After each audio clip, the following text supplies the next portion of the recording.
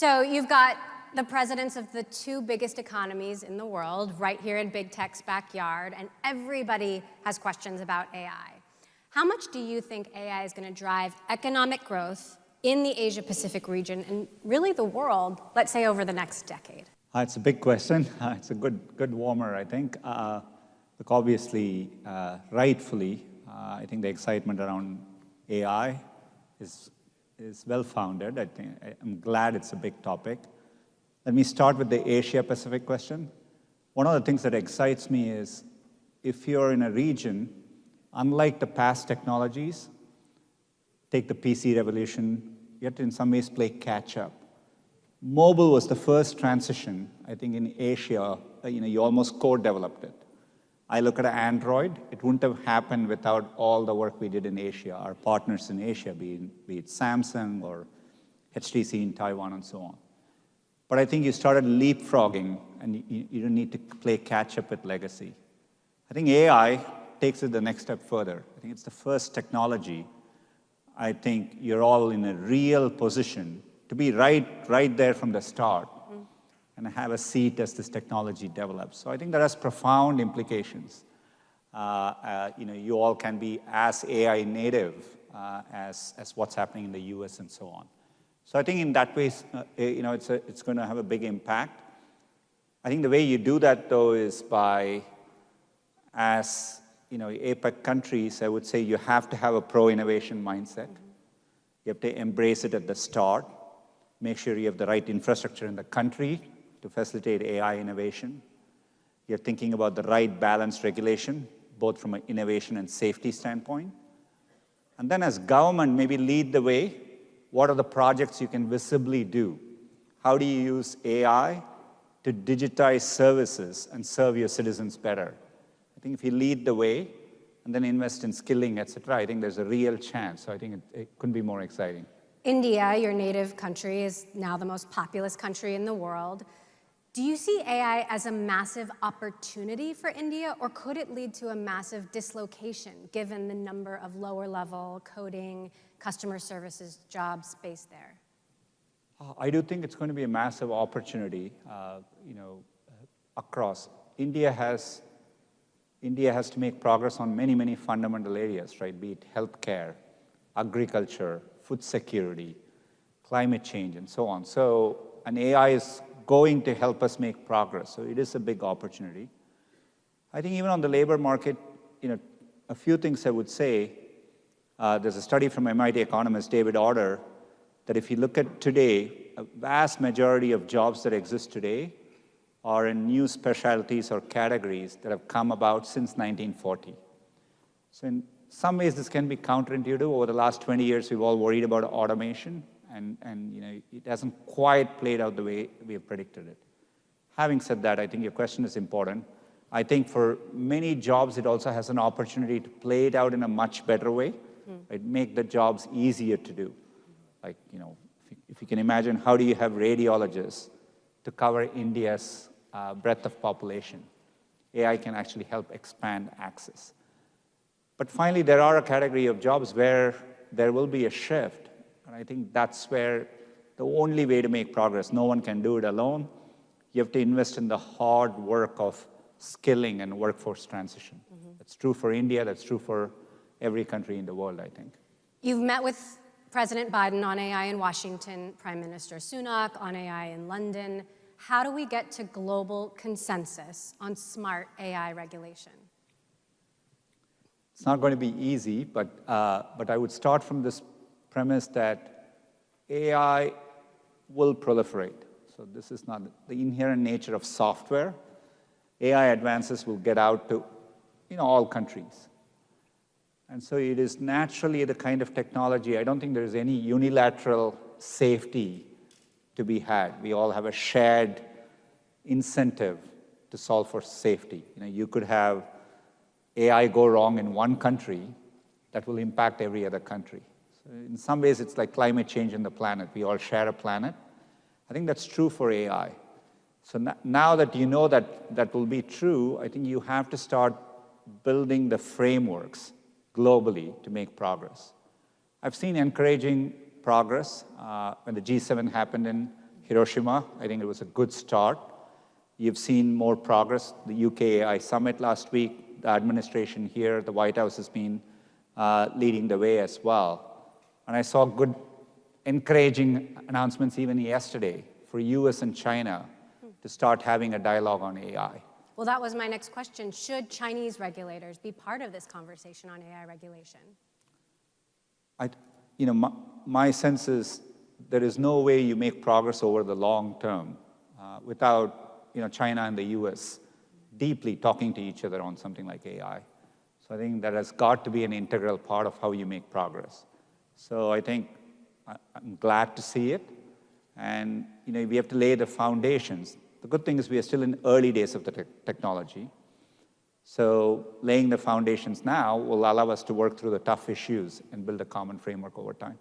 Google and other big tech companies have been criticized for pushing self-serving regulation and pulling up the ladder behind them in a way that will stifle AI innovation among startups. How do you respond to that? Quite the opposite. I mean, pretty much on most areas we have worked on, we have deeply supported open innovation. If you look at things like Android or Chrome, these are all big open source projects. Most of the current AI revolution is based on work which we have published as a company and shared with the world.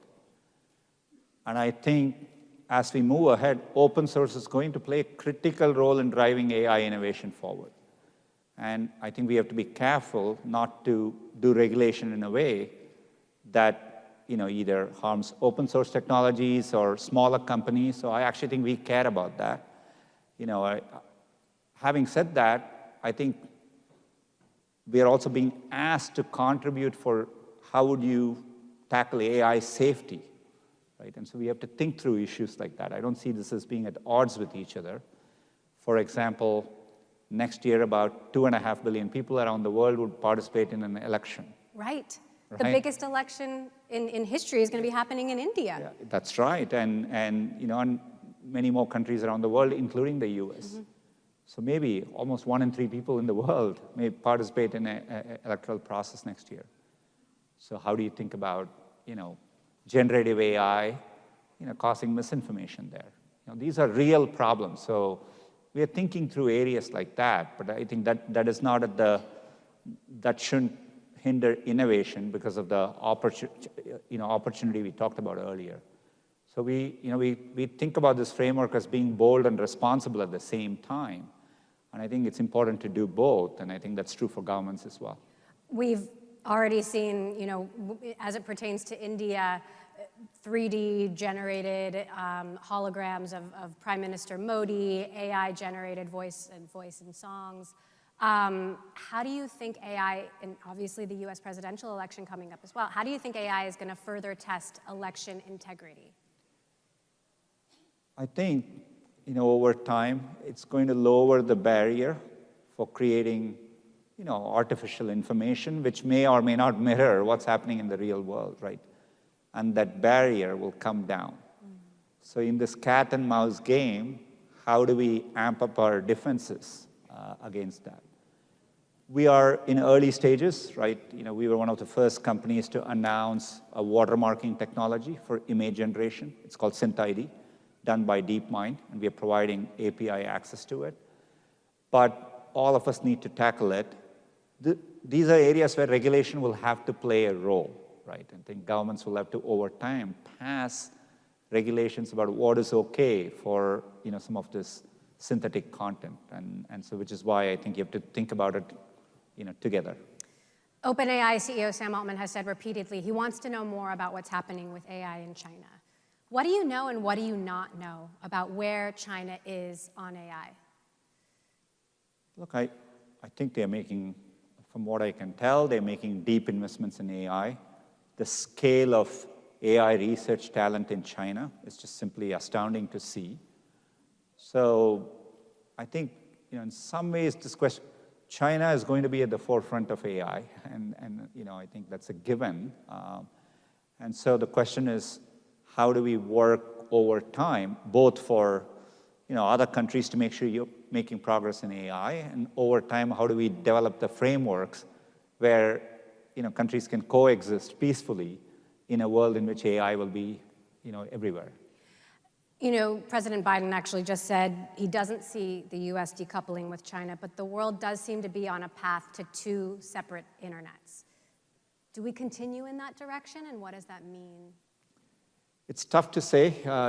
Things go through in phases. I think we are definitely in a phase where there are more forces pulling it apart.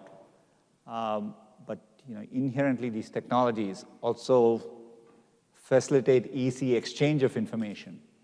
So I think there are countervailing forces as well, so I think it's tough to predict. I do think information wants to flow freely by nature. So, my hope is over time, things do couple back again. Could AI or cloud, some of these newer businesses that Google has been building, could that be a path back into China for Google? Today, our presence in China is limited, and we are definitely focused on. We deeply partner with governments around the world. In fact, one of the big opportunities we have with cloud and AI is many governments are working, and they are thinking about how to incorporate AI to transform their services to their citizens, improve their infrastructure, et cetera. So it's an area where we really focus on, but not necessarily vis-a-vis China. Now, the conversation around AI is super polarized. Either we're headed toward human extinction and the robocalypse, or we're all going to have superpowers. Which one is it? I'm optimistic, right? I think as humanity, we have harnessed every technology to our benefits. And more than any other technology, I've seen us be worried about it at its earliest stages. So in some ways, that gives me hope. I do think we have to be very optimistic because it can really, drive progress, at a fundamental level, be it scientific discovery, like we are seeing with AlphaFold at Google. So I think there's a lot of optimism to be had. But I think we have to work hard to harness it. But that is true of every other technological advance we've had before. It was true of the Industrial Revolution. And I think we can learn from those things, act earlier, to work hard at making sure there's a better outcome. So I'm optimistic on it. Yeah. You pivoted Google to an AI-first company in 2016, and yet there's still this perception that Google is somehow missing the boat on AI. Are you behind? Are you behind OpenAI? Look, credit to them for, I think, ChatGPT was a great product with a great product market fit. But when I look at, we've been incorporating AI in our products for a long time. A lot of the underlying technology is built from Google. We are building our next generation of models with Gemini, and I am extraordinarily excited at the innovation coming ahead. If anything, I look ahead, I think we built the company for this moment. I expect it to be a golden age of innovation ahead, and can't wait to bring out the innovations to more people. So tell us more about Gemini. Give us a glimpse. This is something that's been touted as a magic ingredient for search. What have you seen, and how transformative is it going to be? I think all of us are trying to push the state of the art of where generative AI is. Our goal with Gemini, is to put out a state of the art model, right? That's where we would start with Gemini 1.0, and then add more innovations, truly make them multimodal, bring in features like memory and planning in, and so on. But we are focused on getting it out. I view Gemini as a series of models. We are focused on getting Gemini 1.0 out as soon as possible, make sure it's competitive, state-of-the-art, and build from there on. Google just invested $2 billion in Anthropic. Microsoft, of course, has billions in OpenAI. I recently sat down with Lina Khan, who's the chair of the US Federal Trade Commission, and she said they're hearing concerns that big tech companies are extending their power by investing not just money, but also sharing their clouds with these AI startups. Is that fair? Can innovators succeed and startups succeed without allying themselves with big tech? Well, it all depends on the details. And in these deals, when we do with these companies, we are also enabling them because of our cloud technology. And we don't have a controlling stake in any of these companies. So they are independent companies in which we are a technology provider, right? And I think I actually would make the argument the opposite way. If you just look at the last year, look at all the new names we are talking about. To me, it shows that we are in an incredibly dynamic moment again. And yes, I think we have to play a role in enabling the next generation of companies, which is what cloud does. Cloud allows us to take the same technology that Google is built on and actually share it with everyone else. So I think, if anything, it's pro-innovation, and so I think there's a lot of good things about it. You've been spending some time in Washington lately. There are a couple big trials underway. The US Justice Department, for one, is trying to prove that Google is a monopoly, a search monopoly. Google does dominate 90% of search, which is 90% of how we see and experience the world. It's hard to get information and not use Google. Why should any one company have that much power? I genuinely think we don't have that position.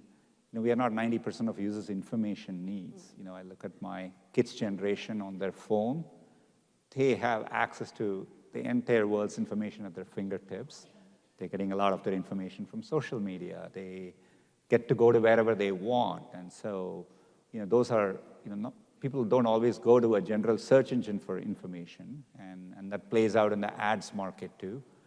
I think we've just talked about, when I look at how much tech is constantly innovating, and we have to work hard every year, there's irony in your questions of, aren't you in this position, and aren't you behind?